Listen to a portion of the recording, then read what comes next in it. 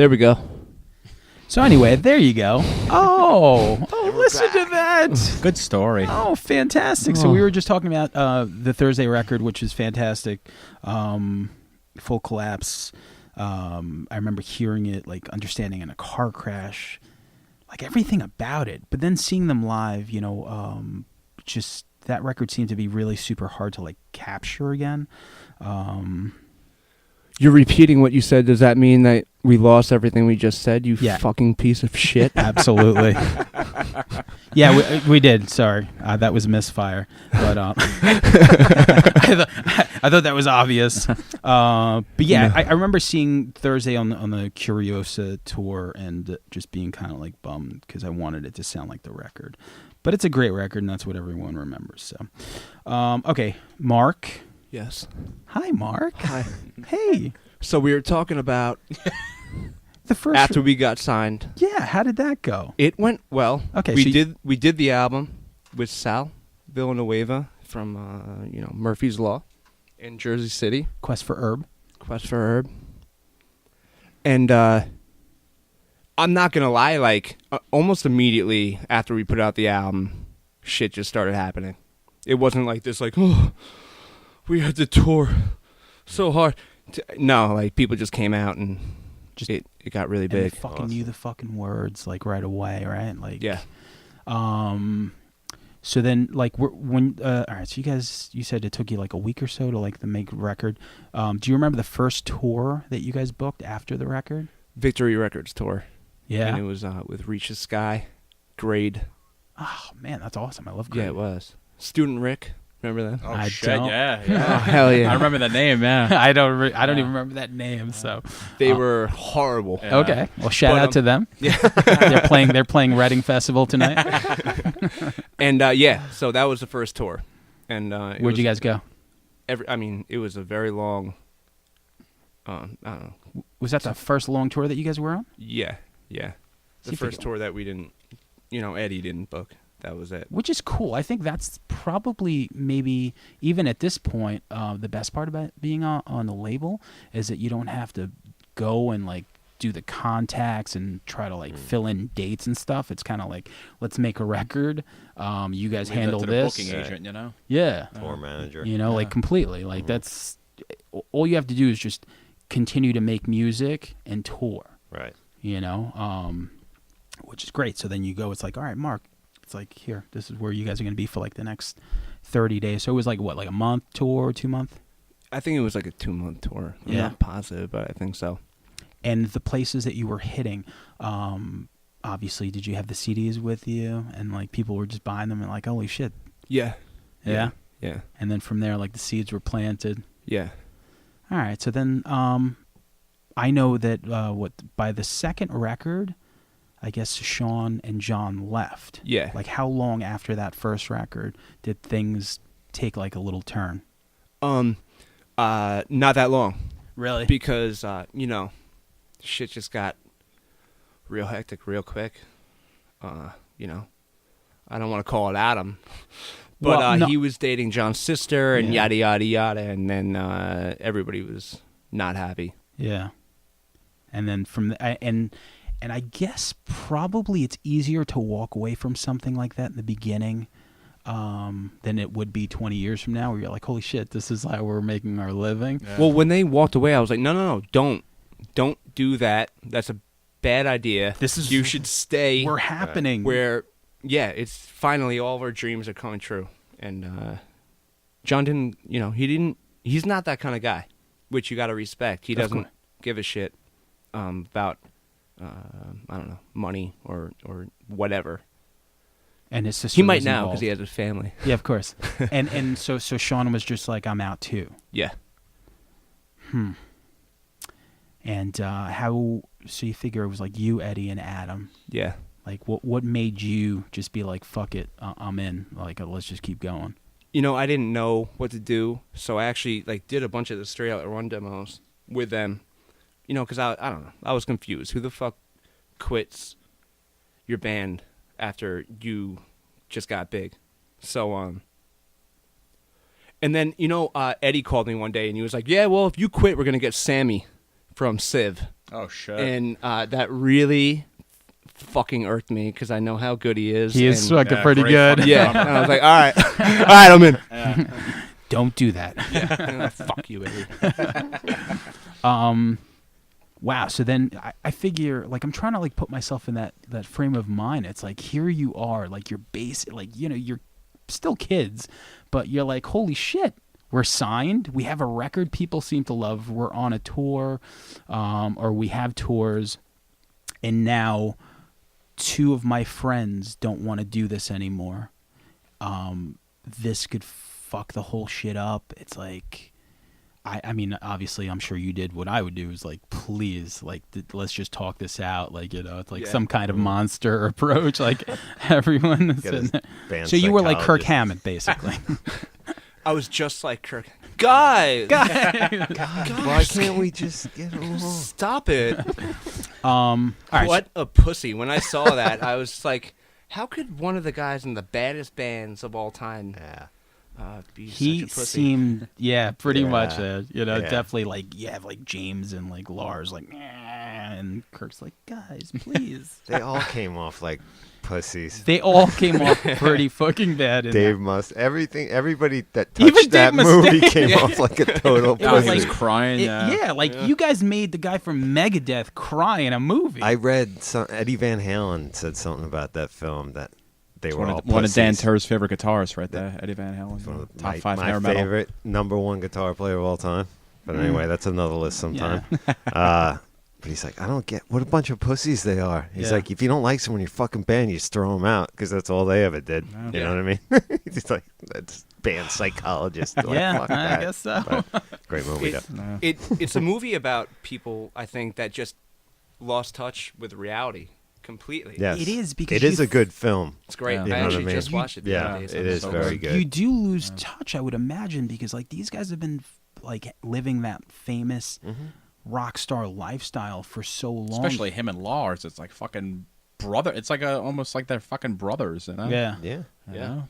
They're Like family. at the drive-in couldn't get along after signing like $1 million contract for Grand Royal, which was Mike D from Yep. the Beastie Boys yeah. label, and it was like $1 million, and they were just like, "Fuck it, we're breaking up." Bass. And I'm thinking, like, you must really, really not like that motherfucker. The Smiths got offered to reunite for Coachella for like, shit, I don't even remember how many million. Yeah. And it was like, no. Morrissey's like, nah, 3 songs and I'm out. pretty sure Mike Joyce was down to do it. I think the other 2 guys, not named Johnny Marr and Are you Morrissey. sure you guys don't Yeah. want to do this shit? They were Guys like, "No." sitting there DJing for fucking money, like, you know. And, Yeah, Andy Rourke and Mike Joyce were down. They were I think in. they were signed. yeah, they were But they're like, Lauren Morrissey, they just, like, nah, we who got our needs own those things.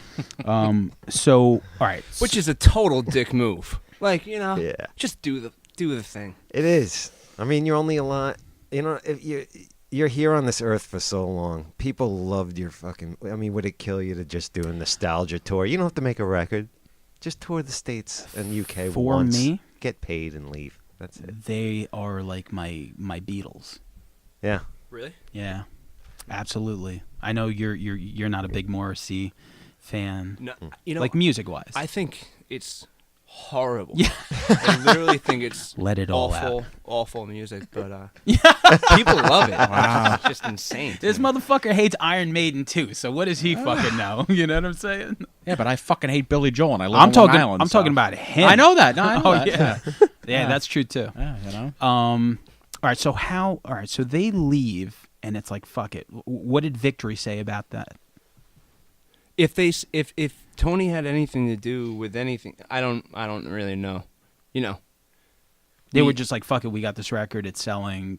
Good luck with your band. After they quit, it was crazy. We were selling literally like 10 to like maybe 15,000 albums a fucking week. Wow. Wow.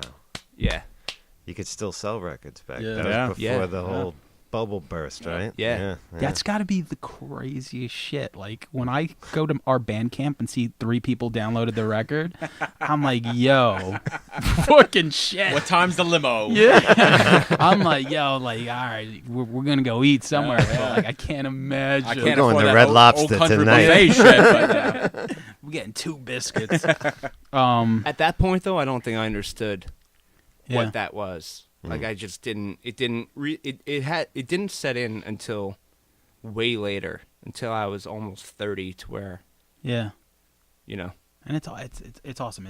I love the story of something like this, you know, because you get to do what you love, you know, passion. Yeah. It's amazing. Sure. So how soon before Fred and like Matt plug in? You know, almost. You know, once I remember Eddie calling me about Sammy from Civ, and it really pissing me off. And then, like, immediately I was like, all right, let's do it. And so I knew Matt Rubano. I grew up with him in Baldwin, down the block. So I knew he was a very good bass player. I didn't know, I hadn't seen him in years, but I knew he was a good bass player. I hear him on Sirius.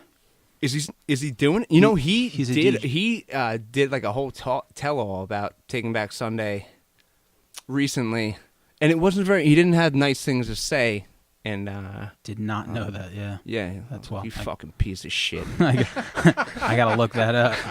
I gotta skim to the mark parts. But and then I can't remember why Fred. Maybe I think Fred tried out because he was in Breaking Pangea, and Eddie played shows with them with Clockwise and I Don't Matter, whoever. So those 2 guys get thrown in. Like, were you guys writing songs with John and Shawn before that they basically took, or how does that work? Yeah, we had 5 songs with John and Shawn, and they were really, really bad. Okay. So, Doesn't, all right. yeah. It went nowhere. Okay. Yeah, it went nowhere. And then literally they were, Matt and Fred were almost the only guys that we tried out. So I tried out my friend Dan Ing, and he's dead now. Wow. So yeah. Okay. I would shout him out, but I guess I'm not. sorry. Yeah. The show just took a really morbid turn. Very special episode. Maybe you should cut that out. Nah. No? I mean, who's gonna edit this shit? You know, I almost didn't even record. I just happened to look down. I'm like, oh shit. Now we got to say the blue and Thursday. not red. We got to say the Thursday story all over One again. more Jeez. time. So yeah, it was only him. Where was before- I? Why was it could have been like me and Eddie, two fat Spanish guys in the band. I asked Alex to That try makes out. sense. Yeah, but Was he out of the movie? He was out of the movie. he had life, just left the movie life at that point and was like, nah, I can't. oh man, I'm in. I asked him to be on the show. Dude. She's like, oh, Mark's got better stories. He's a great guy. I Love love him. Alex. Yeah, he's the best. Love Alex. All right, so then, I mean, shit. This is basically like Robert Trujillo getting fucking thrown in, basically. It's like you have a band with a following that's doing very well. Mm-hmm. And wasn't the second record on Warner Brothers? No, second one was on Victory. Victory as well. Yeah. Where You Want to Be? Uh-huh. Okay, so how quick, like, you guys get in? How quick for you guys to write that record? I can't remember, but we wrote that record in the room where Joe got really upset with me for bringing a snare drum. Okay. Yeah. Yeah. Was it a snare drum that I broke? It was like the little thing on the back. Yeah, right. So, But it was in. Yeah, we did it. We wrote Where You Want to Be in that room. that's awesome. Yeah. And were you like psyched? Did you feel at any point like, hey, I wish John and Shawn were back? Which I'm sure The entire time that they left, I Of didn't course. want them to not be there. Yeah. But Because then it was like some made up.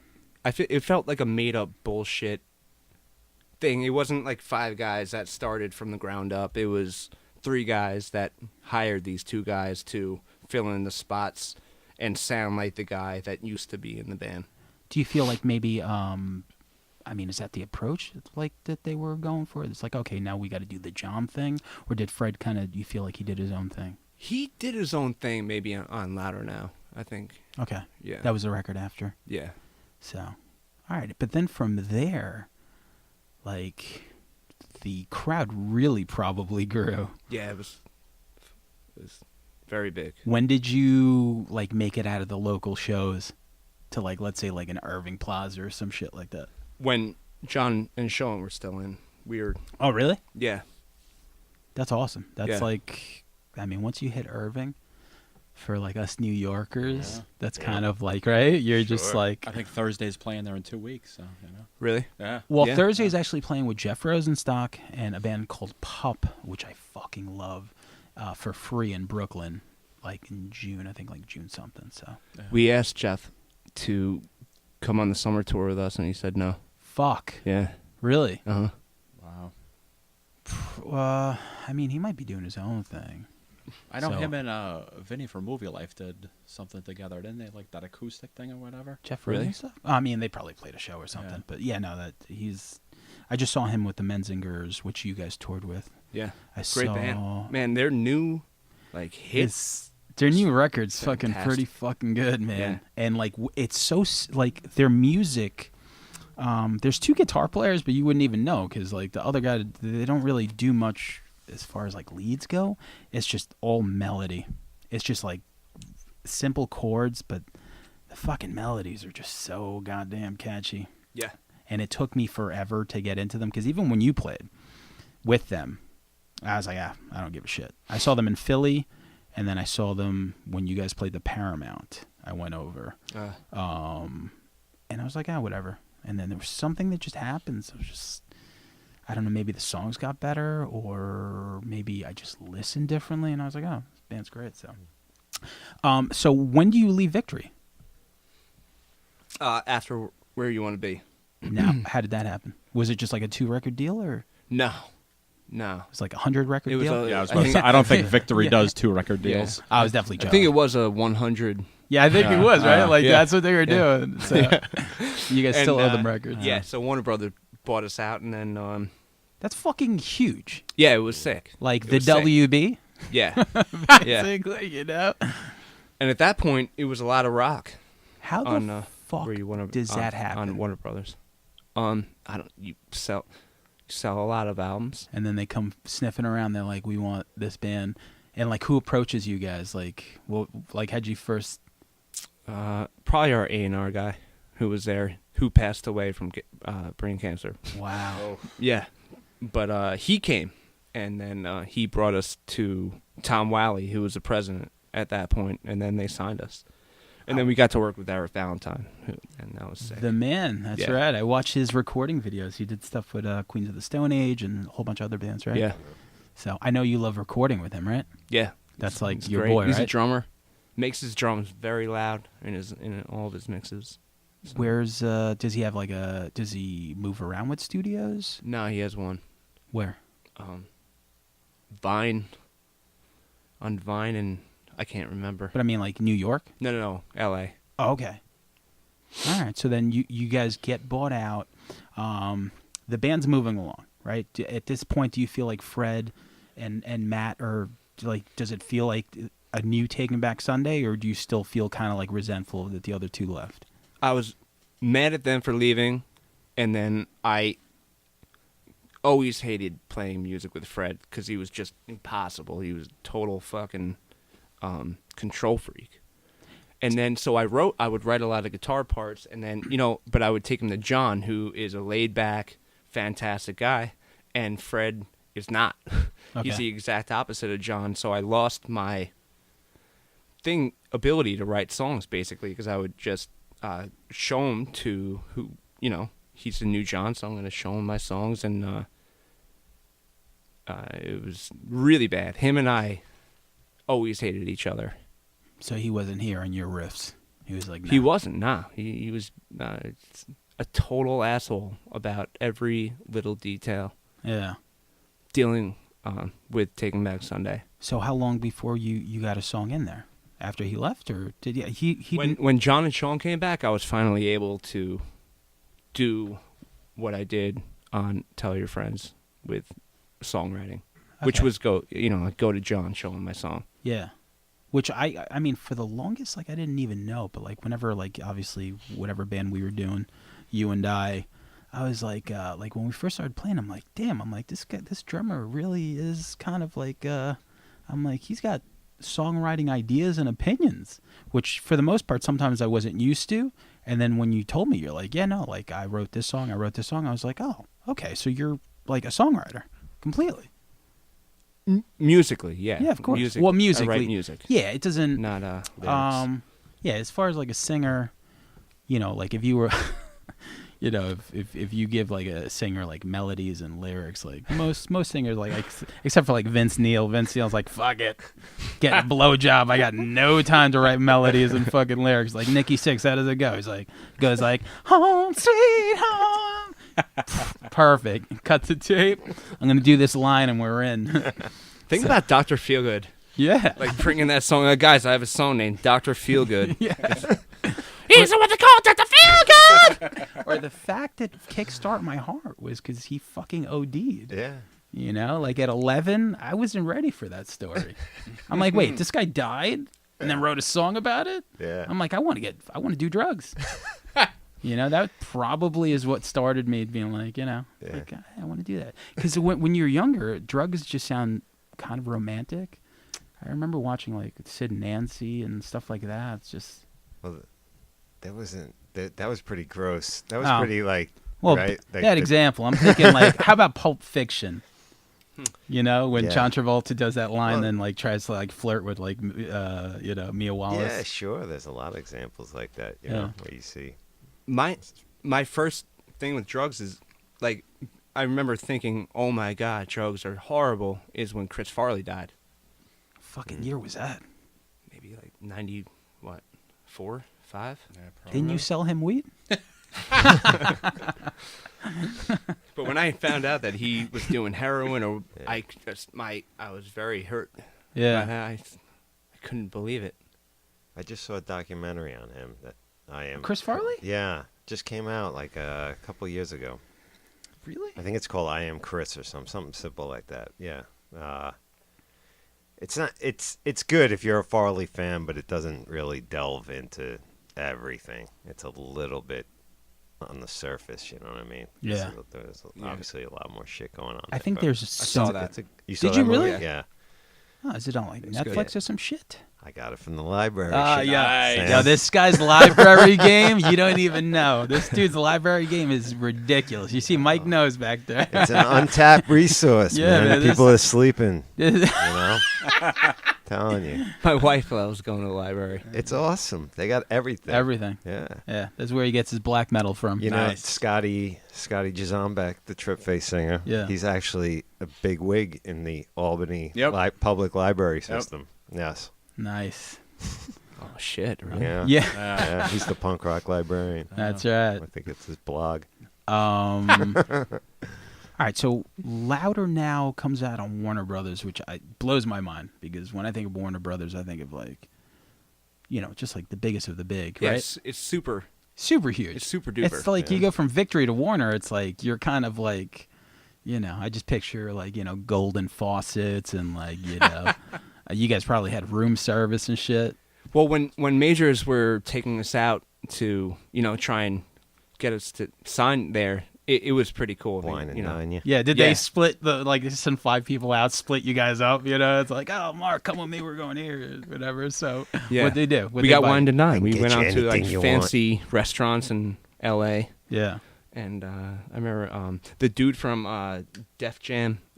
Russell Simmons? No, the No, other guy, Rick Rubin. Leor Cohen. Oh, Damn. Ah. that's a good one. That's Yeah, he's, he put us on like his plane shit. Wow. Nice. Mark, let me put you on a plane.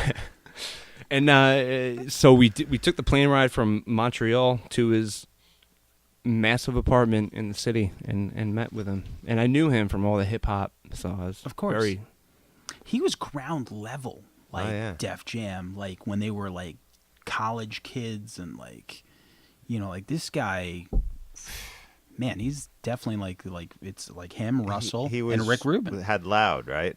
No, that was somebody else. That was Steve Rifkin, I think his name was. Yeah. Lear was like ground level with Rick Rubin Right. and Russell. Yeah. So Really?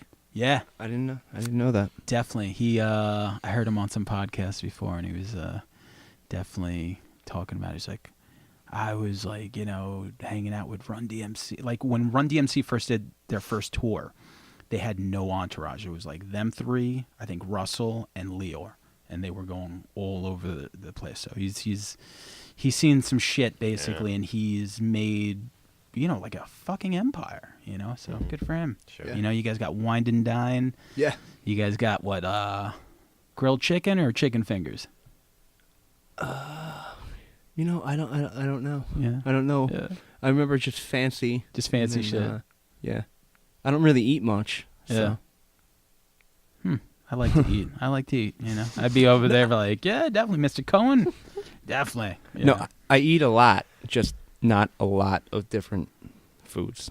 So you like 3 things. Right. Hamburger, pizza, and what, spaghetti? Yeah. The Long Island diet. Exactly. So, also, what, Glassjaw did Worship and Tribute on Warner Yeah. Brothers, too. Yeah, the same dude that signed them. My Chemical Romance, That's Glassjaw, and then he did, what's his face's side band, singer of Glassjaw. Oh, Head Automatica. Head Automatica. That's right. That record was big for a minute. Yeah. Yeah. So, and it was due to Dan the Automator, because Yep. when the second record came out, it was just like... Oh, it bombed. Yeah. So, all right. So Ladder Now comes out. You guys are fucking playing like huge shows, I would imagine. Yeah. How is the vibe of the band at this point? Terrible. Yeah, The worst. I really hated them with a passion. but you with did- Fred. And Really? Yeah. but obviously it's kind of like going to work. Like when I go to work, it's like even if I pissed off at like my coworkers, But you like, know what's different with a band, though, is because at the end of the day, at 5 o'clock when you punch out and go Yeah. home, you're like in a van or an RV or a bus or whatever. Then you play the show. Yeah. You're 24/7 locked in with people. to some extent, because you still go home. Well, if you're from on a tour. long eventually. tour or Yeah, from something. tour. Yeah. I mean, my mom brought up like the fact at that point, like coming home and I was furious dealing with that dude. What'd your parents think at this point? They're thinking like, holy shit. Yeah. You My fuck- dad just kept on going, don't quit. Don't Yeah. quit. Don't quit. Write it out. Write it out. Yeah. You can go to Nassau when you're Yeah. done. Yeah. If You'll you finish off at if you wouldn't have a done 2-year. if like this thing didn't work out, like what do you think you would be doing? I don't know. What? All right, in a perfect world, like let's say, well, in a slightly less perfect world, because it's pretty perfect right now. If you weren't playing drums, like what else would you like to be doing? Like let's say that didn't. I work think out. probably selling. Like I would sell. Really? Yeah. Okay, listen, that's a good answer. Good answer. Good hours. I was I good don't at think you it. get dental with that. Right? Probably Sure. did really good in jail if that ever happened. Yeah, man. Yeah. That's because I thought about it. I would definitely keep on selling. You wouldn't work for like AT&T or some shit. I don't know. I mean, maybe if that came along. Get Dave Casale to hook you up with a job. Yeah. After I got out of jail. All right, so then the vibe is bad, but you figure, the tours are coming, and I guess you kind of just do your thing. Are you looking forward to the next record, or is it just one of those things where, do you feel like it was like a pressure cooker, and eventually, if those two guys didn't leave the band, I knew something was going to happen, and we were opening up for Linkin Park, and we were doing really well, man. We were making a lot of money, and we were super young, but Fred made like a demand, like no one's writing the next album besides Adam and myself, and we're gonna do everything, record everything, and then when we're ready to come in and you do your parts, then you can come. And I don't mean to get negative, but that's just what happened. Yeah, I mean, if you're saying what happened, then that's what happened. What do you think? Like, I'm trying to put myself in his position. Like Greed. He wanted more money. He wanted more publishing. You know what I mean? Because we You guys are doing the 5-way split? Always. That's the way to do it. Louder Now was he demanded like a little bit more for him now, but it was almost it was pretty much the same. I'm just trying to think of like the frame of mind that you have to be in to feel so lucky to be included into something that you didn't start. Yeah, you know, that's what I would always say that to him. Like, that takes some stones, man. Yeah, dude. Seriously, You gotta. You know man. what the thing is? I've you never have met to the guy, really, so I don't know. Yeah. You have to really love yourself, Yeah. and you really have to believe in your unbelievable talent, which is where I think his downfall was. You know, him just going, oh, well, once I do my solo album, it's gonna be fucking Sgt. Pepper's, and you know, it's amazing. And I'll make all the money myself, and that's why he quit. So he left after Louder Now, right? Yeah. But then Matt stayed, right? Matt stayed. Matt stayed. Yeah. Right, so Louder Now comes out, and how long before that record, like he just thought to himself, like you said, I'm gonna make a solo record and that's it? He made a solo album with Before or after? Before that Linkin Park tour, he made a solo album. And then it was all done, and then and then that was when I hurt my. Are we boring you? No. Right. So I hurt my back. How dare you? I hurt my back on that tour, so I had to leave a couple weeks early, and that was when he quit. He quit when I was getting surgery, and You figured that's his time to celebrate, right. right? Like, You know, oh, Mark's not here. I'm gonna fucking totally run yeah. this band. I thought that they were having a party, but yeah, like Good luck with that surgery, son. See ya. So I thought that was going to happen, and then 2006, right? 2007. I think it was 2007. 2007. Yeah. Yeah, because I remember seeing some of the shows, and like you weren't playing drum. Who'd you get for the drums? Aaron from Under Oath? No. I can't remember the name of the band right now. Abbey Road. Yes. Okay, good. Aaron from That's it. Abbey Adam from Lincoln Park. Wow, so that's crazy. So so your back starts hurting you. What was the prognosis?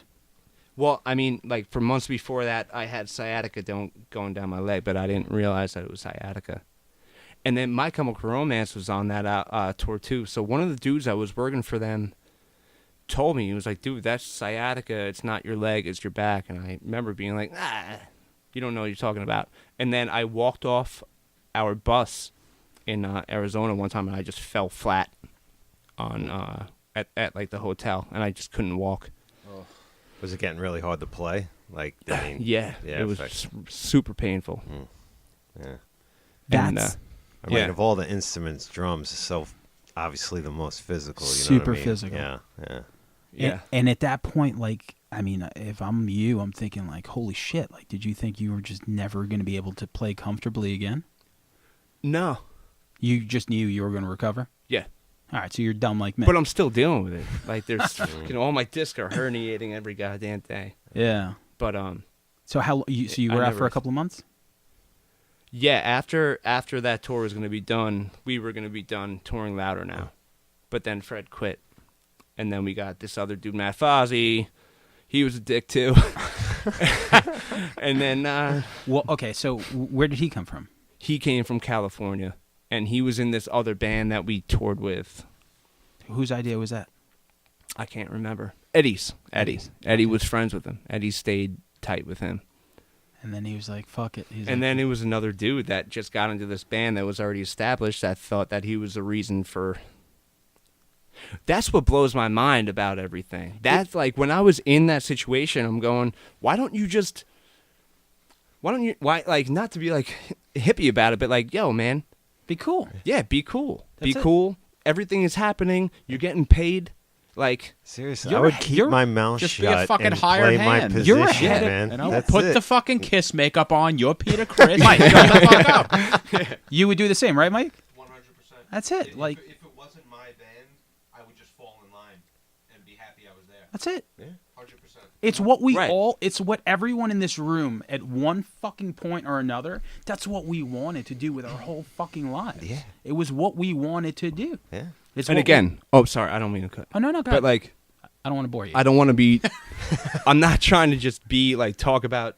But like when he was kicked out of Taking Back Sunday, he called us all and told us that he's done writing. He's not going to write on the next album, and he's going to do a solo album.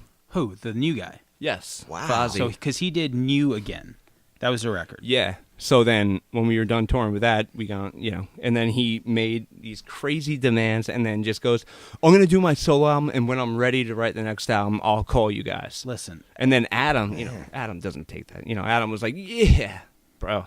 Well, he definitely didn't say bro. But he was like, We all right, just heard this story before with I someone know. else about their solo album, and it didn't, Oh, really? No, I'm No, saying you. your previous band member was talking about a yeah, solo he just album. did the same thing. Yeah, the same thing. But I'm thinking like With how- another band? No. No. Oh. The story that you just gave. Yeah. That we're gonna edit out. No, but it's pretty amazing, and there's different types of people in the world. That's what makes everything is. So obviously you are going to encounter those people, but it's for people like us who would be so grateful and thankful. Yeah. I'd be like, yo. Most of the shows, I'm like, don't even pay me. Like, I'm like, I get to go play Download Festival. I'm like, The just other pay for my guys were plane in the ticket. trenches, getting the train rolling. It's moving. You Yeah. jump on. It's on full speed. Like, ride it. Yeah. That's it. Yeah. Shut up. What's wrong with these people? How Okay. much of the songwriting was he involved in for New Again? We would get in a room together, and I can't. It's such a blur. But I mean, he had something a lot to do. You know what I mean? He was there writing with us. I like some of those songs, can't lie. But I know that you wrote 2 songs on that record, right? Yeah. What were they again? Everything Must Go and Swing. That's right. Everything Must Go. I like both of them, but that last song's really good. Thanks. Yeah, I like it. So I'm like, oh, Mark writes songs. Cocksucker. So I just can't imagine. Like, was his other band happening or something? Or No. yeah, I would have stayed. I would definitely been. I would have been like doing Eddie's laundry. You know what I'm saying? I would have been like, yo, you guys need me to get anything from 7-Eleven? I was meaning to tell you guys when I get my solo podcast. This is going well, but next week I want to do a little plug. I'll be doing my own shit. That's cool. Mike's coming right in. Right? All right. What an unbelievable. I don't know who thinks like that. Yeah. So, but at the end of the day, it made room for like a great story because the other 2 fucking guys come back. Like, Yeah. that's awesome. But yeah. Like, that's like complete full circle. So how did that start happening? Brian from Envy on the Coast started fucking Eddie's wife. Okay. Shout out to him. And then I thought it was going to be like a but he then called.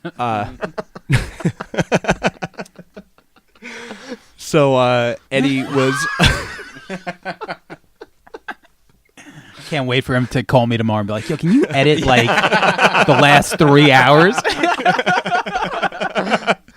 The show's going to be like 5 minutes long, talking about Thursday. And that's it.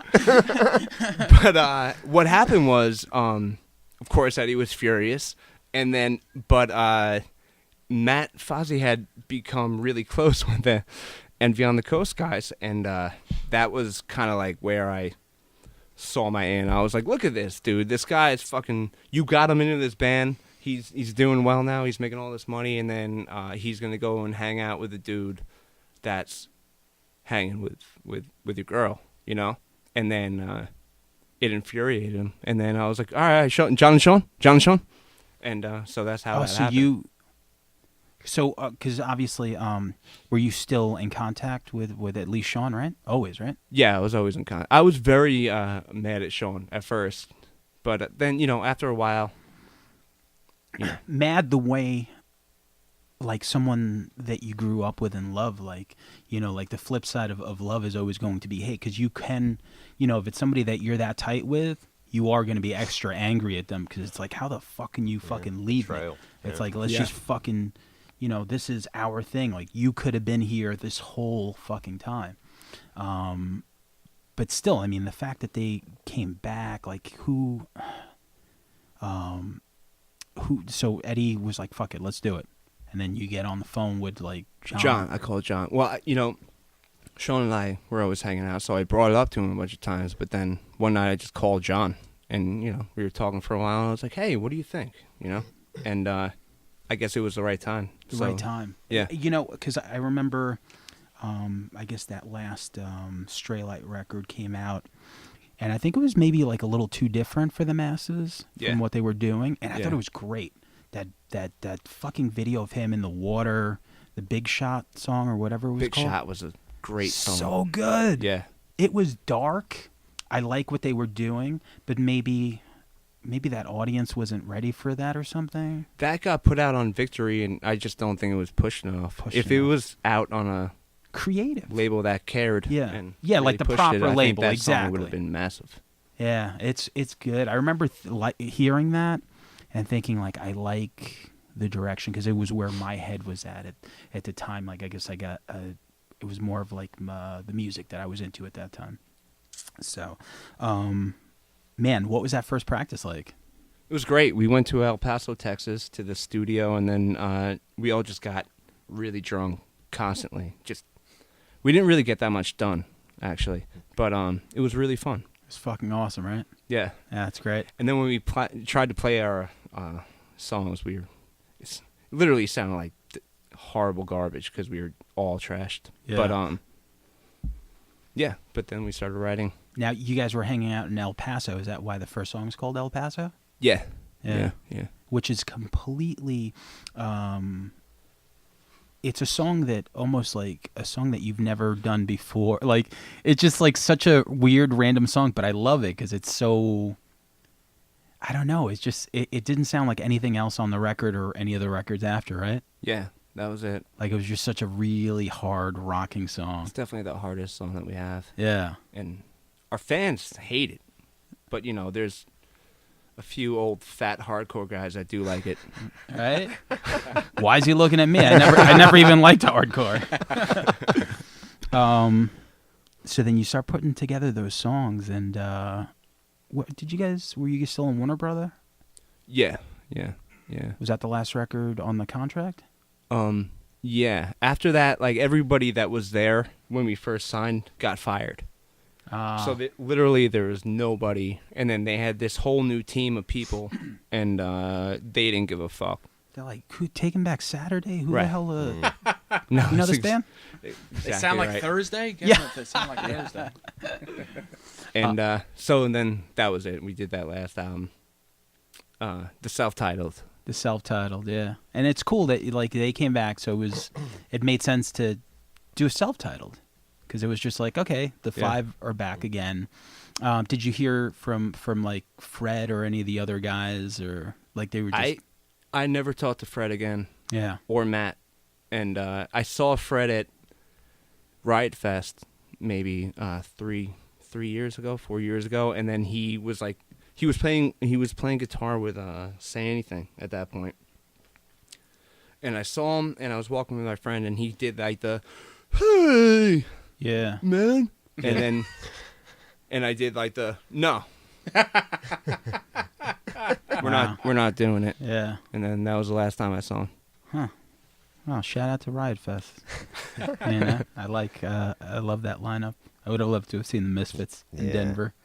Sure. Yeah, definitely. They got $1 million. Oh, easily. Yeah, I think they got more. You think so? I think so, like 1.2, something like that.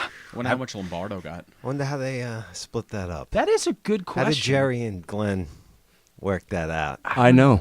No, but like I've heard the story. Oh yeah. Oh, you do? Yeah. Let's hear it. I know Glenn got like 500,000, I think, something like that, and then the other whoever guy. the second most important guy Jerry. is got Yeah, I can't remember. I Dave, can't remember what it was. Well, I guess Jerry and Glenn was the I novelty. think Jerry would of have got the having- next.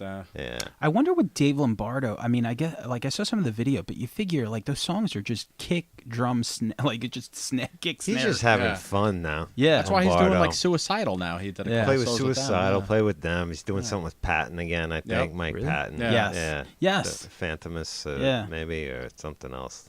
Yeah, at that He's just having point, fun. probably. I guess there is no more back catalog money because I don't think. He's pretty much set, you know. Yeah. He can just have fun, Lombardo. That's great. Like when you could just kind of kick back. It's like, all right, fuck it. I'll just play randomly. Sure. You know? Whatever you want. Yeah. Yeah. 10, 15 years. That's what you're gonna be doing. You're gonna be playing Definitely.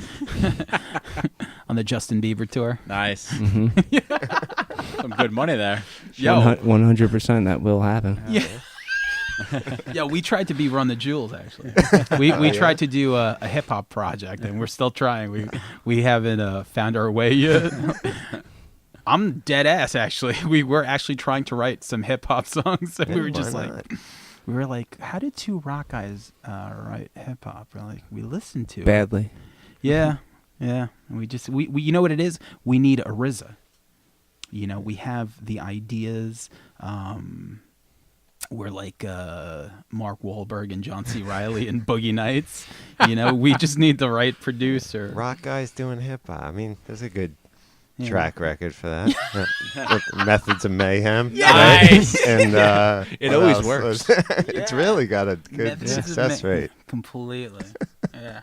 oh, what a shit band that was. I think the guy from that band, didn't he bang Pamela Anderson? That's He a did pretty good all right, track that record. guy. Yeah. Methods of Mayhem. What the just- hell is Good his band. name? How dare you drop that fucking shit on us?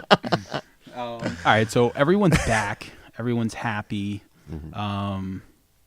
How did I guess the crowd probably ate that shit up. They're like, holy shit, these are the... No, that didn't happen.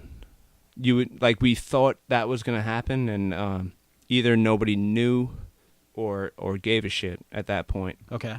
So it took time. Yeah. Yeah. Huh. Yeah, that's What a- like at that time we were like, nobody cares. Yeah. But and I guess at that point, I guess we're technically an emo band, right? You know, so how it was What the the most fuck is an uncool, emo band, though? There is no emo. whatever. Yeah. You know what I mean, though. You know what I mean? That's how we got, and that was as uncool as I get you it. could possibly get at that point. So then it took some time for people to start caring again and going, okay, yeah, I do like So Last Summer. And it is a really good record. I'm trying to remember my favorite song on it. Was it third song? Something about a mom? Off what? Oh, I can't. The third song on the record. Yeah, I know. I can't remember. That song is one of the best songs you guys have ever written. It's really good. Really super catchy. Something I know Thank that you. it has mom in the title. Fuck you. Stacy's mom. Stacy's mom. I think it's called Stacy's Mom. You guys are from Jersey, right? It's a very popular song. All right, so then from there, you kick it to the next, right? Happiness is... Yeah. You guys signed to Hopeless. Mm-hmm. Home- Good people. Huh? Very nice people over there. They seem to have gone on a buying spree. Yeah. They Got definitely you guys, Bayside, The Used. have. Circus Survive. Yeah, so kind of like people, I would say from your demographic, like that world, they're just like, fuck it, we're going to go buy this shit up and push these bands. My friend, obviously, Dana, does their PR. Right. That's right. Home to Sam I Am, which I think there's like 3 people on the planet that care about Sam I Am, and I'm one of them. So I'm like, oh, you guys are label mates with Sam I Am? The Queers were on The Queers. Oh, yeah. Hopeless for a little bit. They had a lot of, like, the catalog was really good. So so they come, and at this point, what the fuck does a label do for you? I don't know. Really? I mean, Like, a What do you tour? do? Yeah. What do you do? You tell me. I have no idea. I don't really know. You make a video and They then you just put it said- up on YouTube and They send and you the then- itinerary. That's the best. It's just like, he had no clue. I don't, That's the I best mean- way to be. You're just making music. They just tell you Like I love that. That's great. That's pure. But I guess they get you interviews and whatever Press it and is stuff. that they And they do. So do you feel that they pushed Happinesses to your satisfaction? Yeah, and tidal wave, Yeah. So then the last one came out. So then that was kind of like a semi-departure. Like you guys had some different songs on that, Yeah. right? So was that like is that like an organic thing, or do you guys just kind of like, it's like, oh, let's try different things? With that album, we just went straight to the studio, and then usually we would go to like wherever, L.A. Rocks or a place like that, and then write together. But instead, this time we just went right and recorded stuff right off the bat, and I think that made for like a different thing. I think what I love is that you guys get to go to like a location. 'Cause I think you guys went to North Carolina or something like We that. did, yeah, Right? I remember. Yeah. Adam lives there and John lives there. Okay. Yeah, I just remember you were like, oh, we're down here like demoing some songs and shit. And I'm thinking like, it's cool. You get to go hang out, kind of like vibe out, throw around some ideas, demo some songs. Yeah. Like, it's great. I think that's a really important thing, because I guess there's really no deadline at that point, And there is. I mean, whatever they give us for the record, you can't go over that. You start taking it out of your own pocket. Ah, okay. Yeah, all right. Because we had no idea. I think last episode we're like, at this point, what the fuck does a label do? Like, we got to get somebody in here that knows about labels. Yeah, experience. So During Some Kind of Monster, Lars is doing this interview, and he goes, when's a song done anyway? When's an album done?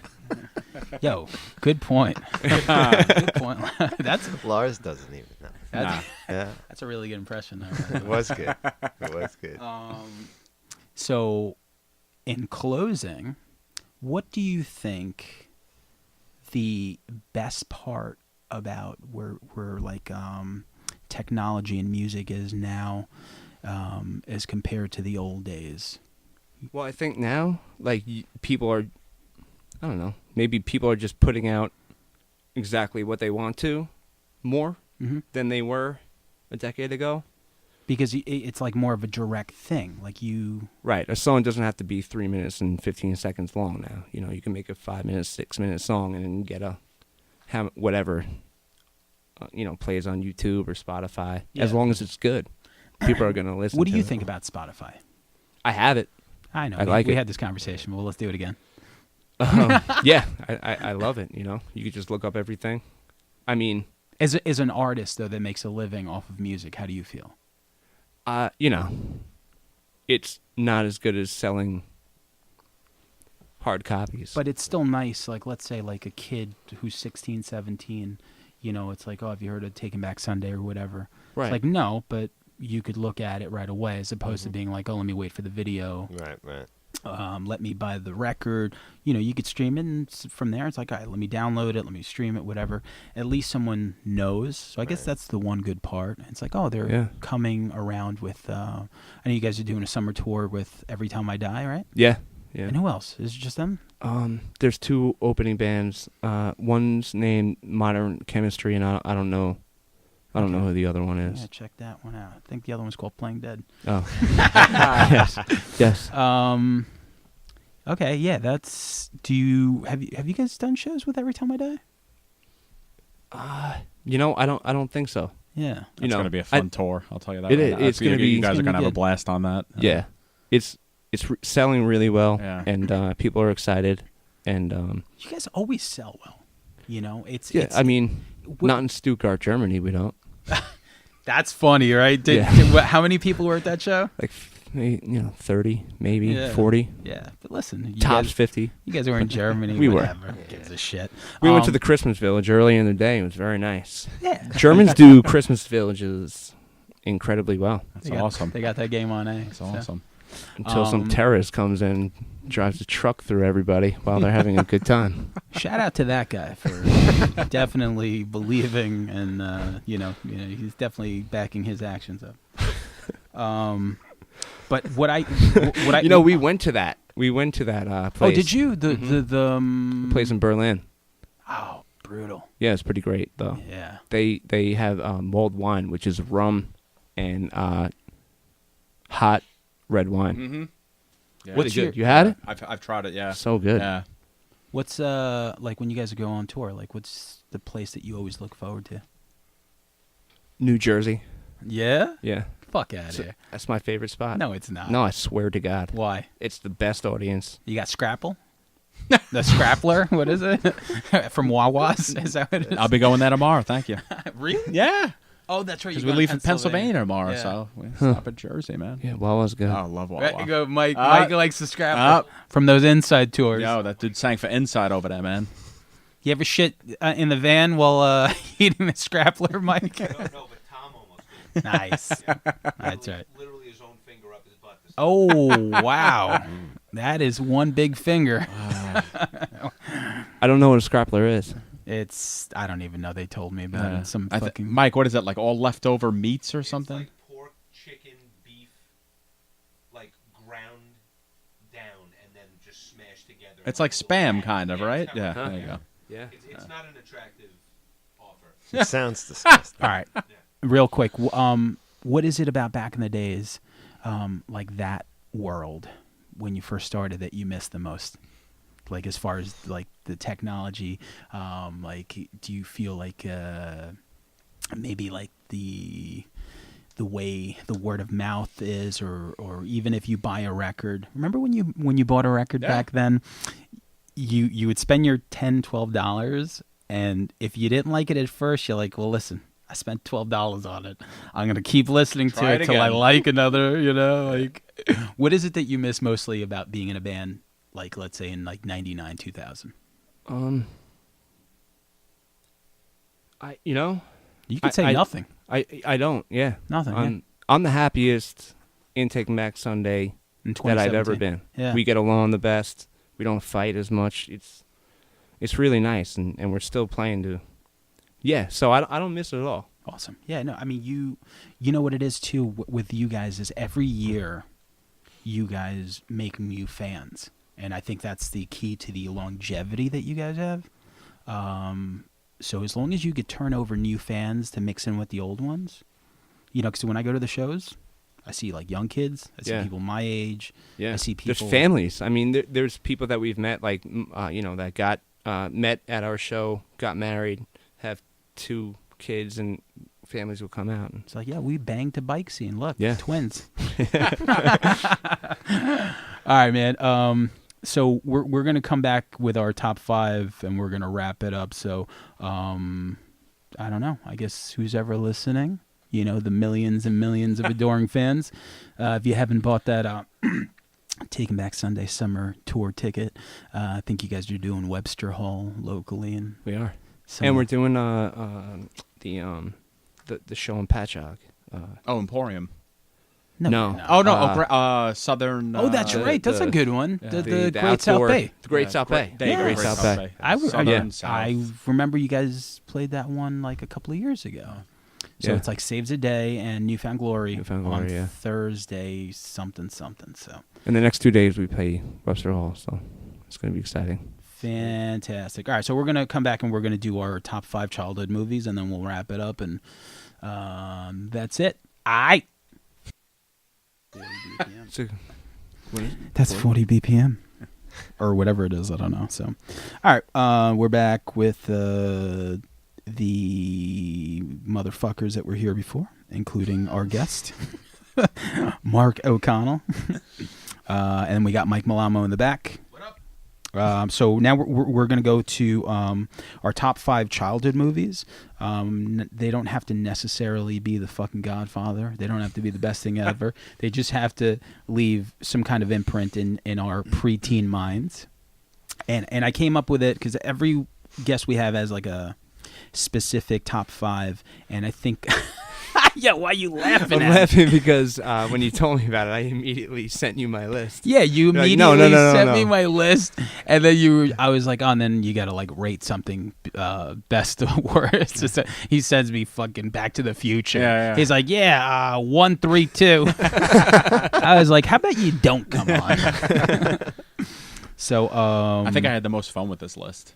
Yeah, I figured you would. Yeah. But I think when we first talking about the Fire Stick, we were talking about movies that we watch, and you're like, I used to watch this with my brother. I used to watch this. I used to watch this.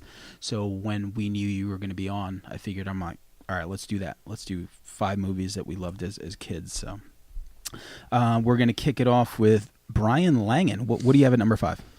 I got a couple of things I was going to go with. I'm going to go with Cloak and Dagger. Oh, That's a good damn. one. Yeah, That's a good one. with Dabney Coleman and that E.T. kid. Is it What the hell is his name? Is it Great movie. Lucas Haas? No. Henry Thomas. Ah, Yeah, that's Henry right. Thomas. And I think Drew Barrymore was in that, right? No.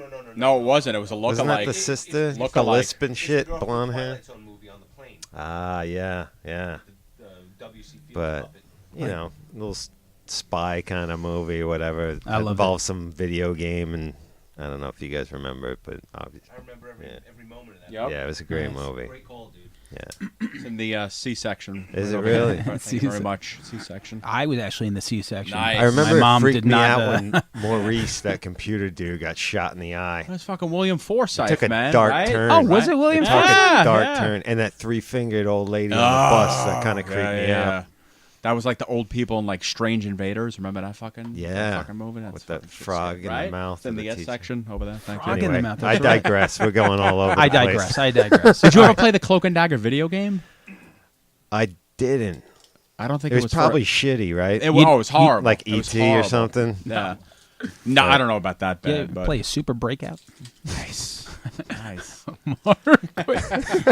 After you've done stuff in your mouth over there, what do you have for number 5? Missed it. I wrote this down. Abbey Road?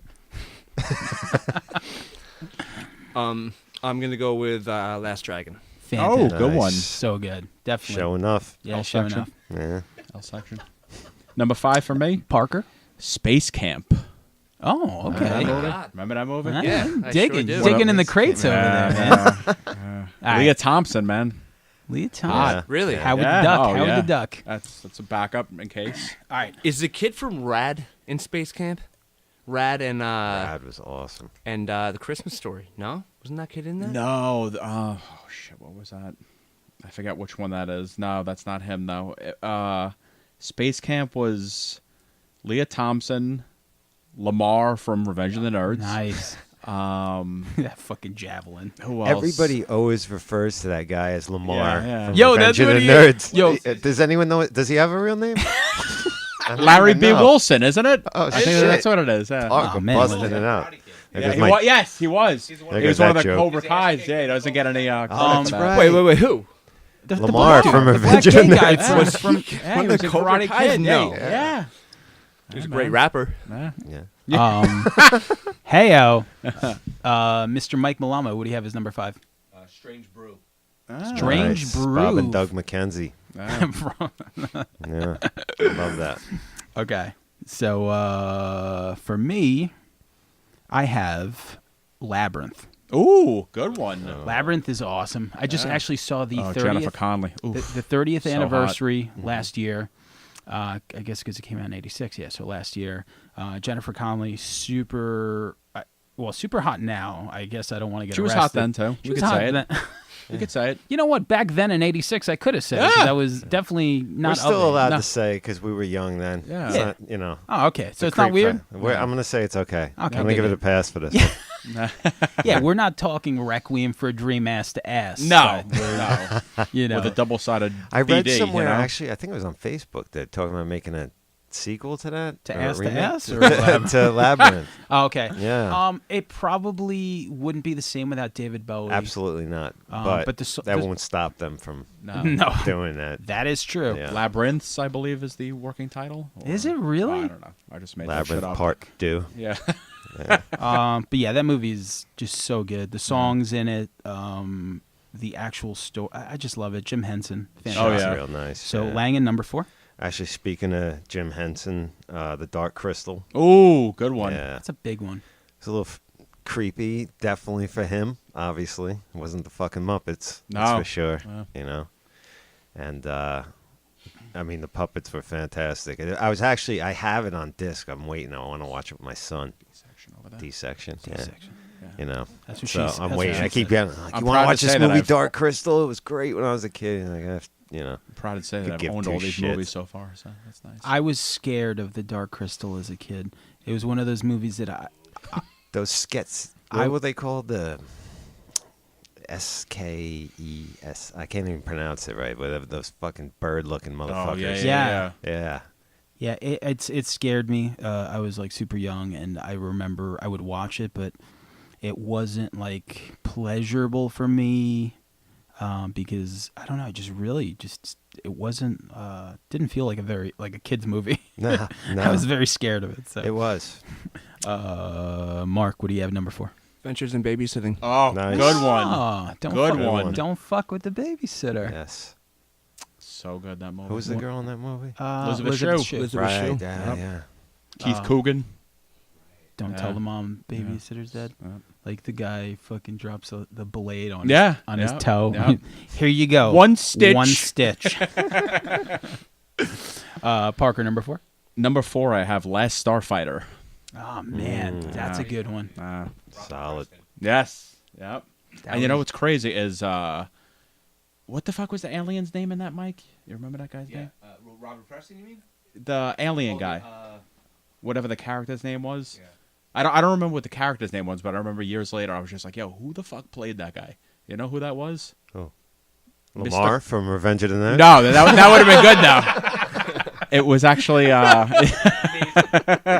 Mr. Corcoran from Halloween 3. The old dude. Okay. Yeah, and if you listen to the voice, you're like, holy fucking shit, it is. Wow. All downhill from there. Yeah, that's it, man. There was a teacher in Baldwin named Mrs. Corcoran. There you go. Probably related. Yeah. You know, maybe she was the inspiration for that Maybe. character. So, Maybe. shout out to the Baldwin school system. So, all right, Mike Malamo, number 4.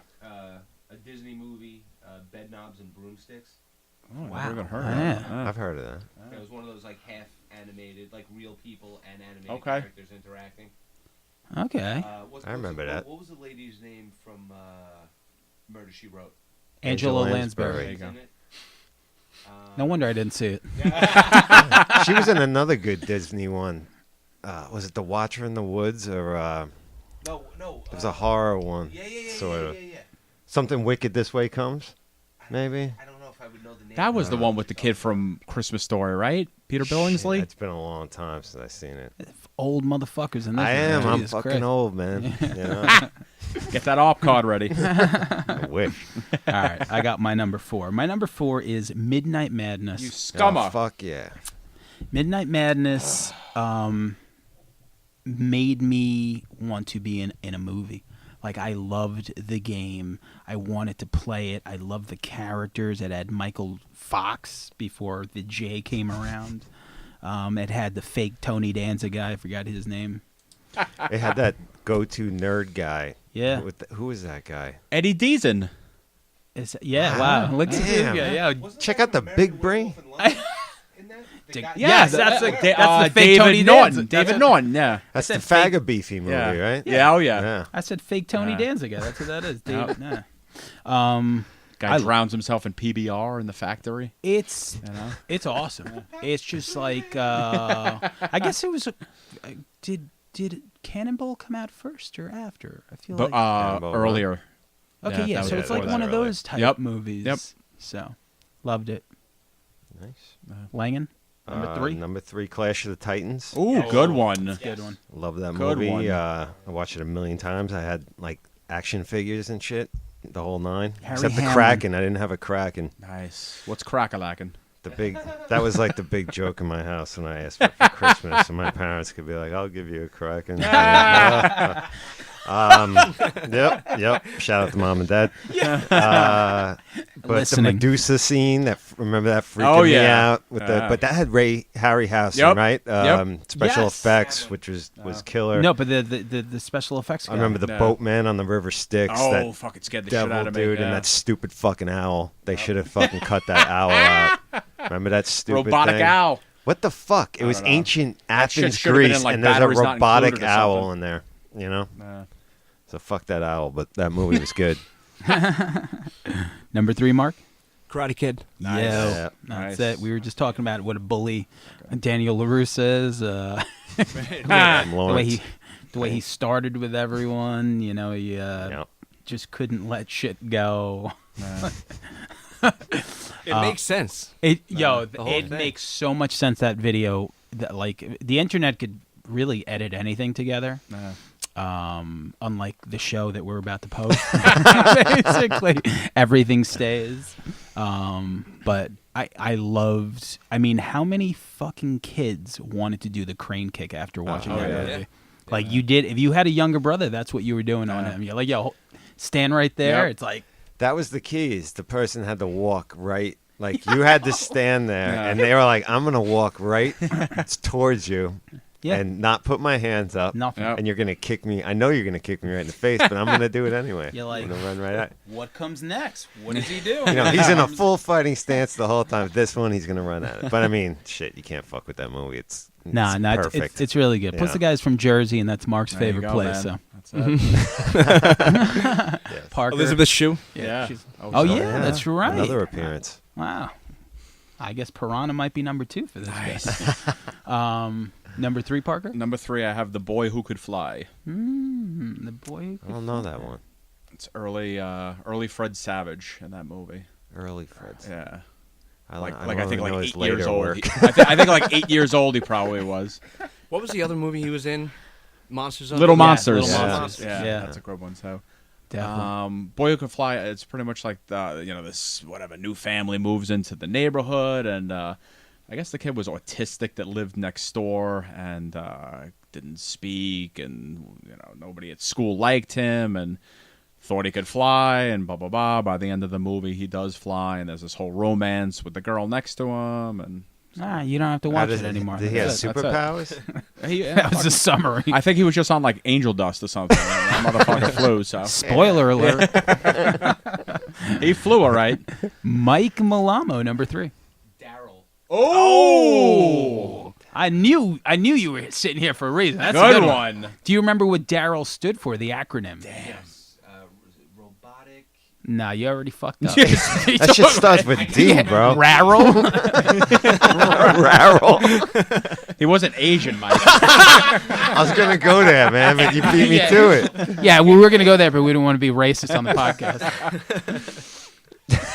No. The R was for robotic. Was it robotic? Yeah, but Yeah, what but about his the D name in is the end? Daryl, bro. Was it dick ass? D. Yes. I don't know. D, Dumbass motherfucker, D. Dumbass robot. Dumbass robot. I don't even know the movie, but Oh what my we're talking God. about is really funny. Wow, Daryl. Yeah, I don't know. That's a good I don't know one. it either. Huh? I don't remember. I know. You can't, I'm asking Do that, you. Not deliver?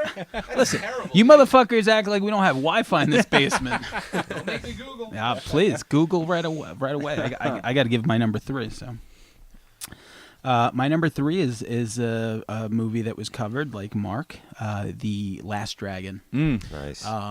Man, that like El DeBarge song. Oh, so as a fucking young good. kid, I didn't know much about music. Dude, what about Vanity? Wow, listen, So hot. She's fantastic. her Action Jackson was. Oh, Whoa, relax.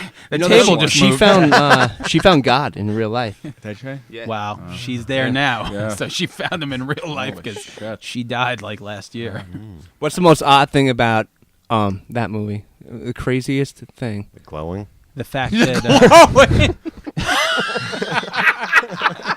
the fact that somebody caught a bullet with his teeth. No. There's a pizza shop in the hood. Oh, that's right. No, but there's Daddy that- Green's Pizza. Right. Direct your pizza to Daddy Green's There you Pizza. go. Kiss my Maybe we Converse. should take that out too. I just said that. I don't know. My Converse. That's all right. No one's gonna listen this far in. We're in the 3rd hour. Definitely no Asians either. After No, that the way they fucking, tuned that out. Daryl remark. They oh my god. Yeah, no, that movie was great. There was something about the 80s that really embraced the martial arts culture. A lot of Yes. ninja movies. Sure. And this was just one of them, and it like incorporated, like New York. I love anything in New York. And it had like the music scene. I still fucking say Eddie Arcadian to this Nice. day, and that stupid girl that he was dating. Oh, God, that he she was was so fucking annoying. Yeah. Had the pepperonas and shit, though. That Yes. was cool. That was Yeah. cool shit. You know what? Why wouldn't they just give her a chance though? Yeah. But yeah, Vanity definitely looked, very fantastic. Oh, in yeah. that, so. Yeah, she's. Mr. Brian Langan, number 2. Wait, did you find out what Daryl stands for? No, I'll do it right now. Any updates on Weezer and the Monkees? Anything? All right, we'll get back to you. Number our 2, I got a Tabitha movie Soren. no one probably fucking knows. Hawk the Slayer. No. No. Matthew Roderick? No, that's Jack Palance might be the only person recognizable. Oh, I'm in this thinking of movie. Lady This Hawk. movie was on like Channel 9 every Saturday. Nice. It's like low rent Lord of the Rings Is that shit. before or after Steam Pipe Alley? with Mario Cantone. Yeah, here Rivers Man, Cuomo. you guys are bringing out some deep cuts. Yeah. Look at this guy. What does this stand Mike for? just gave me a phone. Oh no, he doesn't stand for anything. He gave me Rivers Cuomo monkeys. Ah. I thought we were getting to Daryl. Now we're getting to Daryl last. Fuck. No, but it was like one of those. It was probably made in like Italy, overdubbed or whatever. It's like a low rent Lord of the Rings kind of movie. Sword, sorcery, all those. There was a whole craze of that in the 80s too. The only time I've ever heard it referenced since my childhood Today? was in Spaced, which was a TV comedy in Britain with Oh yes. what's his name? Simon Pegg. Simon Yeah. Pegg. Yeah, it was like his first show on TV in Britain called Space, about a couple of roommates, whatever. Very good show too. Yeah. Highly recommended. But they referenced this movie, and I was like, oh shit, that's the first time I've heard about it. That's So I awesome. had like flashbacks, Yeah. but it doesn't hold up whatsoever. Do not look for it. Do not check it out. You probably won't anyway. But I liked it. All right. So are we up to number 2? Really? Yeah. Holy shit! What the fuck was your number 3, Mark? I don't even remember. Karate Karate Kid. Kid. Okay, what's your number 2? People under the stairs. Ooh, Nice. nice. Look at you. Yeah. Look at you, man. Yeah. I have a little bit more respect for you today. After That was my pick. favorite. Yeah, that was a really It was a scary movie. definitely, especially the villains were so good because they were so So like, real. evil. Yeah, It was Yeah, a so real. total like play on Ronald. It was Ronald Reagan. Ronald Reagan. If you look back at that movie and the context in the 80s, do you remember what that guy looked like? Yeah. It was a whole play on Ronald Reagan and Nancy Reagan. Was like like a subtext to that. And I think I even read some. It was Wes Craven, right? Wes Craven, yeah. That he had that in mind when he made those characters. The guy even he's got the same part and everything. Yeah. If you rewatch it, just keep in the Ving back of your Rhames, head. man. Yeah. Okay. Oh, Yeah. Ving Rhames. Yeah. That's right. Before he got fucked in And the dude with Pulp the Fiction. dude with no tongue. What Yeah. was it? He that was in the a guy lot from the of milk shit. commercial, man. That's right. Yeah. Oh, Jesus. And the Christ. girl was on My So-Called Life. Oh Yeah. shit.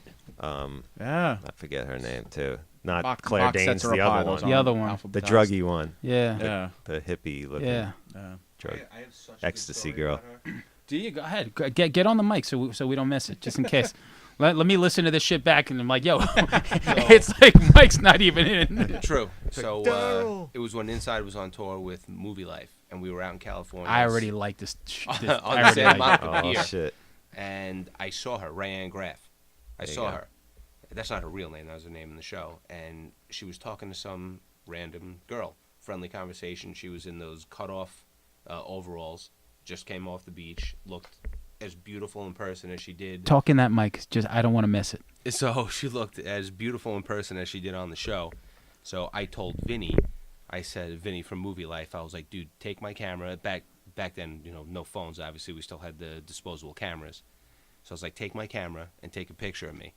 And I walked behind her, and I did exactly what John Cusack didn't say anything during the graduation when he kind of stepped up behind her and, like photobombed her almost. Yeah. And she finished her conversation at that moment, and she just turned around and looked at me, and I'm staring at her, and she goes, you could have just asked me to take a picture with you. And I was like, I gotta go. I gotta go. Where's the I picture? had my moment, and I have no idea. I have no idea. Man. Yeah, I had my moment with her, Wow. and she would have been receptive to at least me talking to her.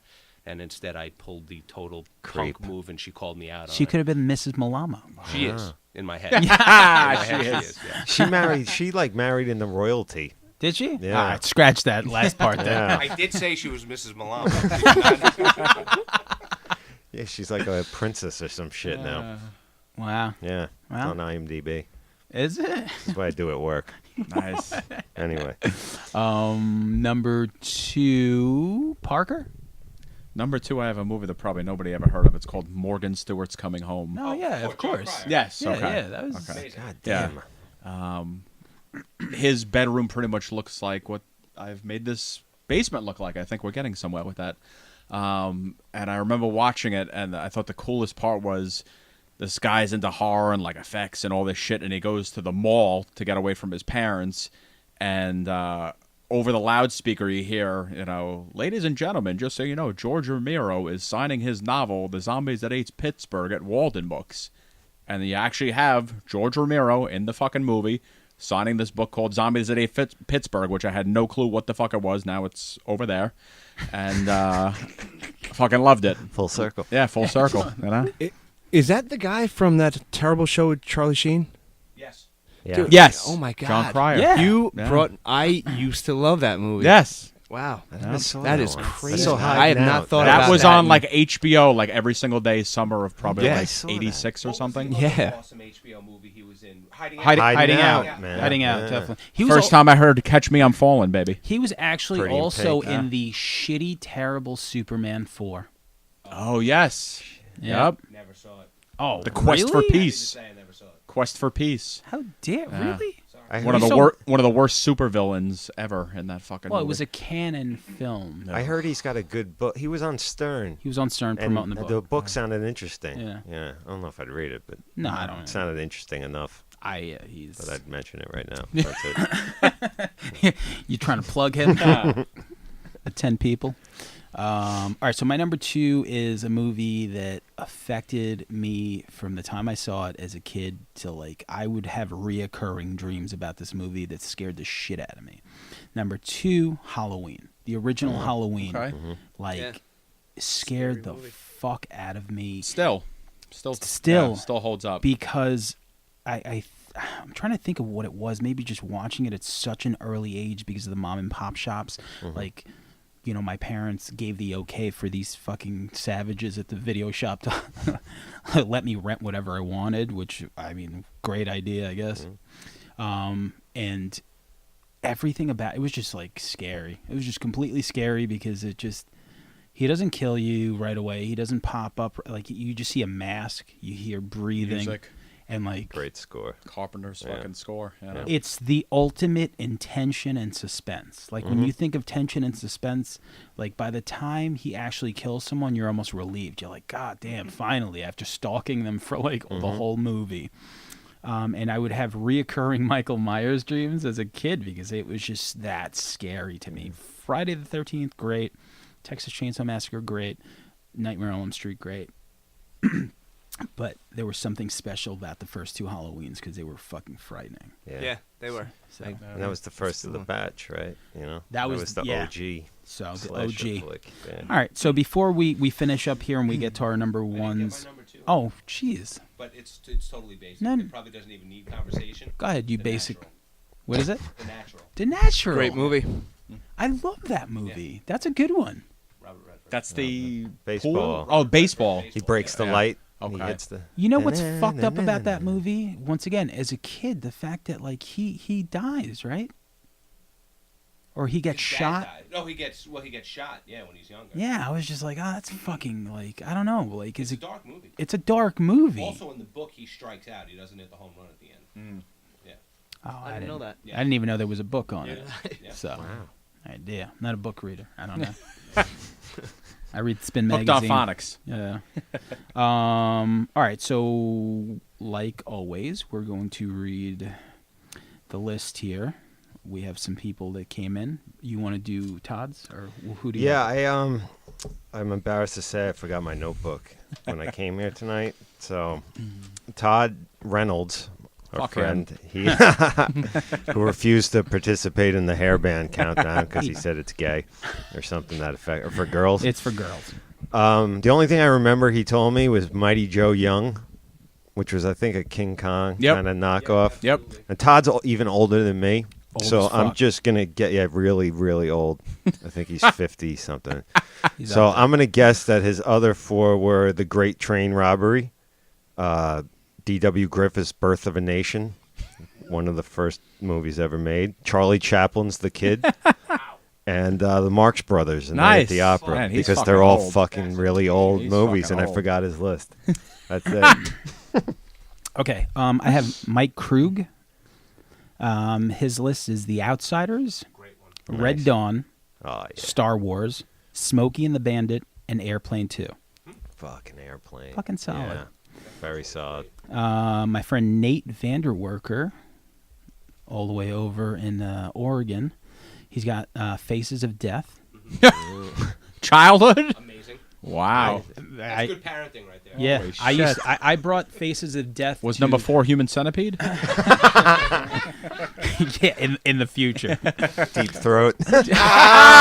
Yes, that's it. Shut it down. Number 5, Faces of Death. Then you got Who Framed Roger Rabbit. Okay. That's a great one. Return of the Jedi, The Never-Ending Story, and Nice. Dark Crystal. Yeah. Okay, Mike Randall, who is very hairy and takes lots of pictures. It's his birthday today. Today's his birthday. Happy Happy birthday. birthday. He has Bachelor Party, Nice. Reform Schoolgirls, Pervert. Great. Wendy O. Williams. Yeah. Bad Boys, which I love. Oh, nice. That was the Sean Penn movie. Yeah, fuck that other Will Smith shit. Yeah, I was that's thinking, like, how old is he, man? That shit came out. Police Academy, good one, Yeah. and Vacation. Nice. Johnny North. Johnny North. He has. He writes my list so vanilla. Goonies, E.T., Real Genius, Ghostbusters, and Star Wars. Solid. Steve Andolfo from probably my favorite local band of all time, Small Arms Dealer. RoboCop 2, Condor Man. Oh, shit. That movie fucking ruled, man. Nice Fucking one. guy didn't even finish the list. All right, fuck off then. But he got Condor Man in, so- Yeah, no, he's like, yo, if need be, Skype RoboCop me in, 2 has the nuke, and man. I'll do an episode on the brilliance that is Condor Man. Yeah, I would be I'm happy with them to. on that, yeah. I got it on DVD. All right, Nice. Mac Randy. I don't know who the hell Mac Randy That's is. yeah, that's I can't imagine people that we don't know listen. yeah, I know. No, those are yeah, I had the two brothers. Wait a minute. Wait a minute. Hold on a second. Does anyone know that guy? All right, he has Clue, Goonies, Princess Bride, Dark Crystal, and Young Frankenstein. Yep. Jake Freeman, all the way out in Brooklyn, has absolutely nothing. All right. Nice. Good list. What a childhood. Alex sad. Amarudin, Yes. all right, our buddy, our Bandmate. pretty much for like a record for those 4 songs. 5 Nightmare on Elm Street, 4 Gremlins, 3 Goonies, 2 Beastmaster. Nice. Number one I overlooked, Flash Gordon. Good Hell one. Yeah. Good Great one. soundtrack.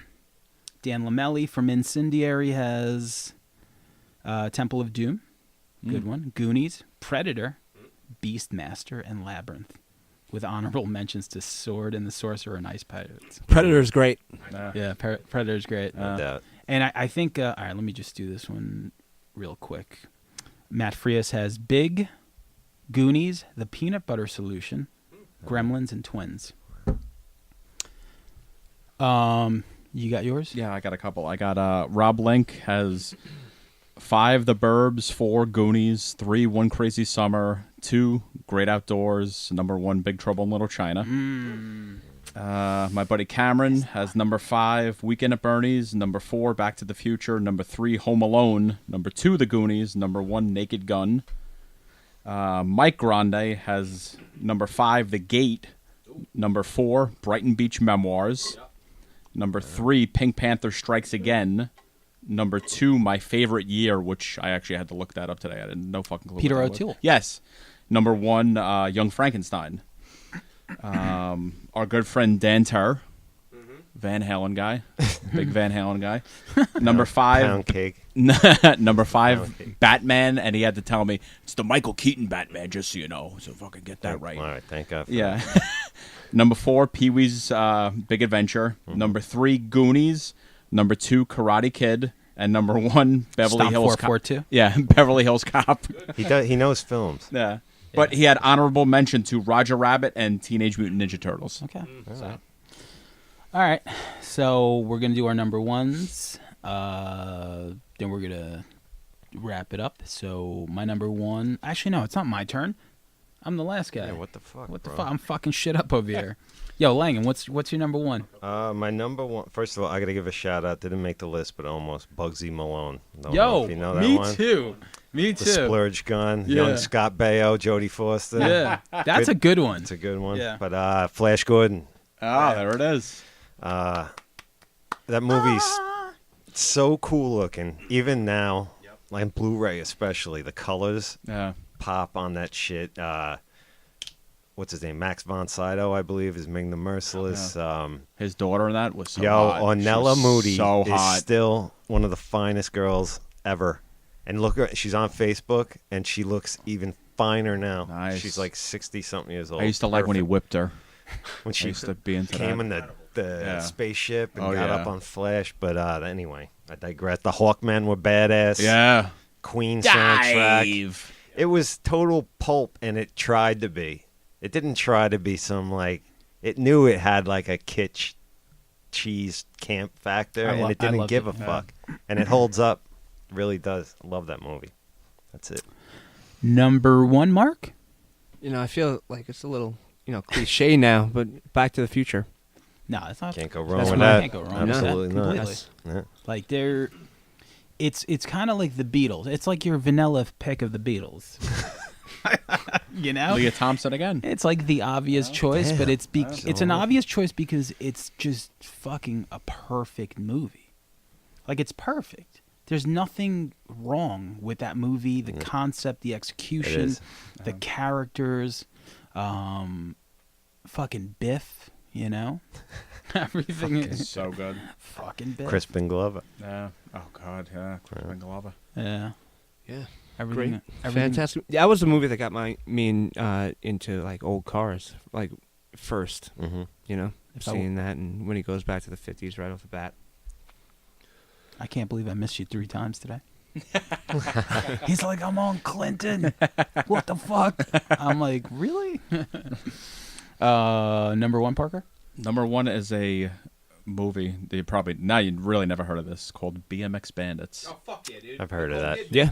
Like this Look fucking at that. merch. That's Wow. it. And it's about We're this- on radio, so I got to Yeah, I know. explain that Yeah, Parker is wearing a wearing BMX. a BMX Bandits T-shirt. Yes. And He brought props. yeah, it's a Here's the carrot. I top didn't know of we that, were the- supposed to bring props. it's about a little BMX group that's comprised of Goose, PJ, and Powder Puff, because they're from Australia. Good day, mate.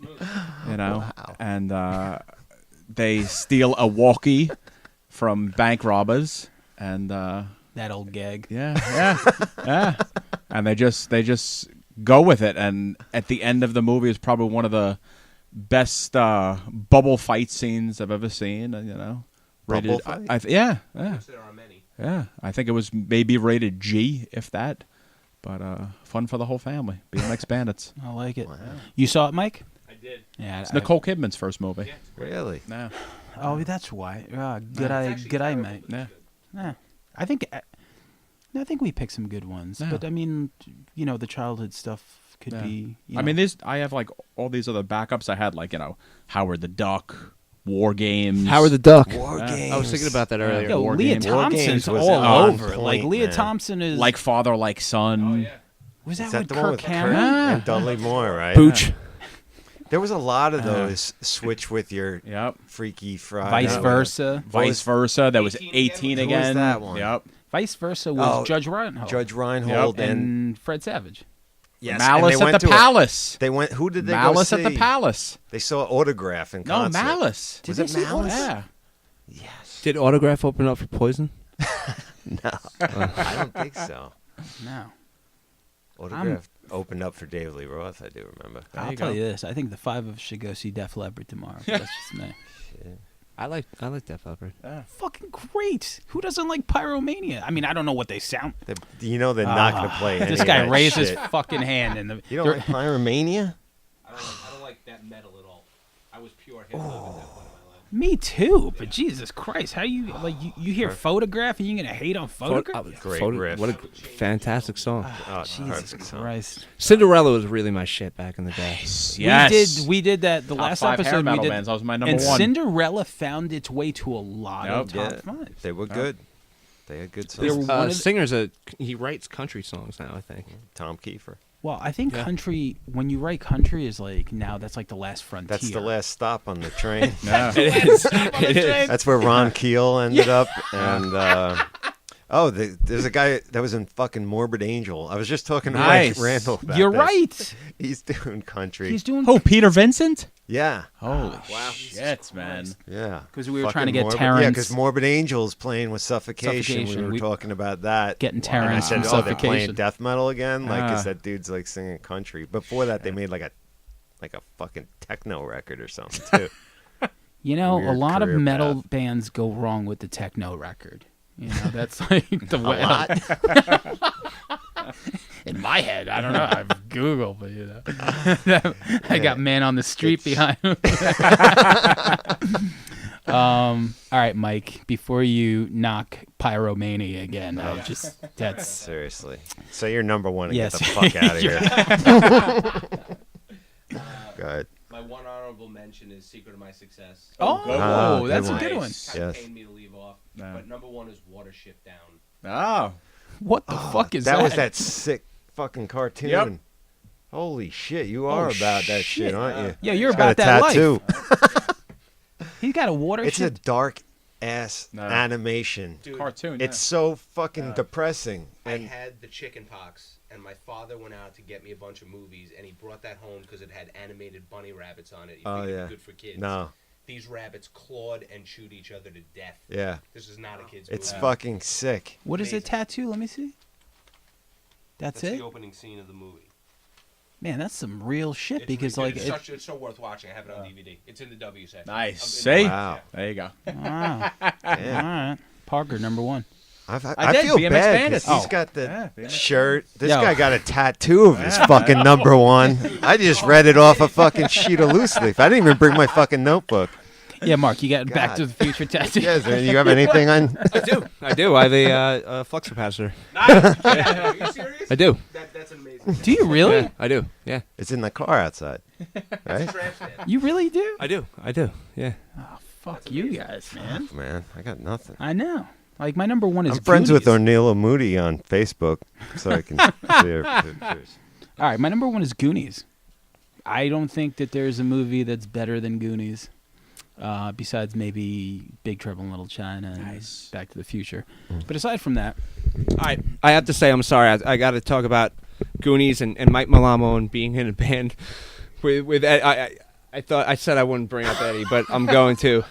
Is Save the Eddie best for Eddie last. not Chunk? Oh my God. He's exactly Chunk. Is 100%. 100%. Like when he talks about Michael Jackson coming to his house to go to the bathroom but Janet Jackson actually came. Like the whole thing. He is Chunk. Anyway. I know. hopefully one day, I know. hopefully one day this podcast will make it to Eddie and he'll listen. Man, I would love for Eddie to come here and have Mike on it. Well, yeah, well, everybody will be on here, so we'll even just do the we'll even inside ask reunion Fred. down We'll here, splurge man. for another mic. Yeah. Yeah. Another Yeah. mic or two. Maybe even Yeah, the actually, right. headphones. we only have 4. There you go. But yeah, definitely. That's why you people got to get that shit on iTunes. Yeah. So we can get more mics. Yeah, we need some fucking revenue. You know, we need a bigger table. You know, We're getting too big for this basement. You know? So, but I real quick to talk about just like the future stuff. I like when people come in. I don't want to do phone stuff. You know, it's just different. Like everyone that I spoke to that wanted to come in and do stuff, everyone kind of doesn't live close to here.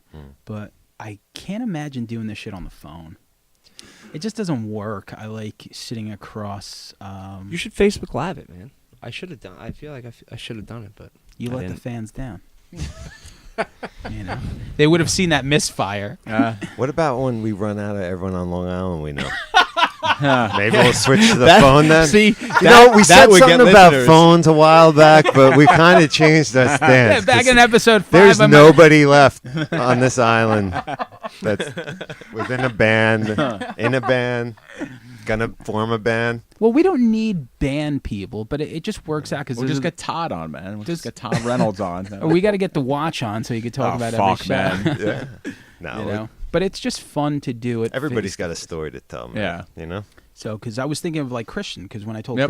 Christian, he lives in Queens, and then like another dude, Joe And Grillo you from just the got to band get like him Garrison. and Enriquez, and they'll fucking have 900 stories about each other. Another thing, yeah, Yeah. Enriquez. So like people that live in Brooklyn, obviously, it's just like, it's like, am I ever? I gonna mean, be the in app is town? coming out soon. Where in the world is Chris Enriquez that you could like track him all over the place? You know, he's eating breakfast with Dave Grohl, you know, right now, and he's over The here. only person I'm jealous of is as far as schedule wise, it's Chris. Chris is everywhere. Yep. You know, I didn't know that. yeah, Chris is everywhere. I mean, you were in California without me, and that's cool. But this guy, like, somehow, I feel like Chris Enriquez cloned himself, and he checks into 10 different places Yeah. at once. Wow. Like, and what I love about him is, like, when I talk about music, I love, like, my one friend, Mike Margione, was like, don't you think you just, like too many things? And I'm like, so whenever I hear Chris Enriquez talk about a band, it's always like his favorite band. Yeah, and oh, it's yeah, just yeah. like they just put out, and it's like 10 different genres. Yeah. So it's funny. But yeah, all right. So my number one was Goonies What was Chris Enriquez's band's name? on the Might of Princes. Mighty Princess. Yeah. So, my number one is Goonies. I love it. It's the best. And let me tell you another thing about Goonies. I was more Martha Plimpton than I was Andy. Tripping. I know, right? That's some fucked up shit. No. I know. And it was hot in Lucas too. Another childhood movie, Lucas. I don't know why. I just liked short hair back then. Nice, Jeremy Piven. There. Jeremy Piven. That's awesome. I got a story about Jeremy Piven. Listen. Let's hear it. Anybody know that band Amberlin? Yes. Yes. They Well- put out a great. Oh God. Our Taking Back Sunday's tour manager used to manage them, and their guitar player Joey was a very big fan of Entourage, and I guess they went to like some awards show where in Hollywood people were there. You know, it was a big thing, whatever. And he gave his phone to Andy and was like, hey, listen, when Jeremy Piven stops talking to these girls over there, I'm going to go up to him and ask him if I can get a picture with him. And then, so they waited like a really long time for him to stop talking to the girls. And when he did, he was like, hey, man, can I get a picture? And he just looks at him and goes, no. He just walked away. I thought it Man, was he really could funny. he could have been the third guitarist for Taking Back Sunday with that attitude. Jesus Christ. Yeah, we got to get him a slot. I don't know what it is. Everyone's different, I guess, but like, why wouldn't you just pose? I heard that guy's a tool. Yeah, I've heard he's a heard a lot of total stuff. asshole. Yeah, yeah. You know, the only reason not I would feel isolated. weird about posing for a picture, because like the older I get, the fatter I get, so I'm very like conscious about it. So like that's it. Like, so if I pose, like like this picture is gonna be everywhere, but like I couldn't imagine someone in his position just saying no. You know, I met Redman just recently. That was cool. Yeah. And he was just like, my girlfriend's like, can he take a picture with you? Which I wasn't thinking. I don't want to bother someone with a picture. He's like, yeah, whatever. Yeah. So he took. I mean, if you can't take a picture with someone, you're an asshole. Kinda. You're Yeah. you're a gigantic You asshole. know, Yep. like unless I don't know. Like if you're a dude, like who cares? Just pose. Yeah. You know, not like we expected, but it's like, who gives a shit. I get that. So, all right. So, that was episode 5. Thanks to Mark O'Connell from Thank you. the lovely band Taking Back Sunday. Thanks to Mike Malamo from the lovely band Dead of Winter and now Long Island Campfire. So we get to do a Nice. show together in a few weeks. Feel free to come down.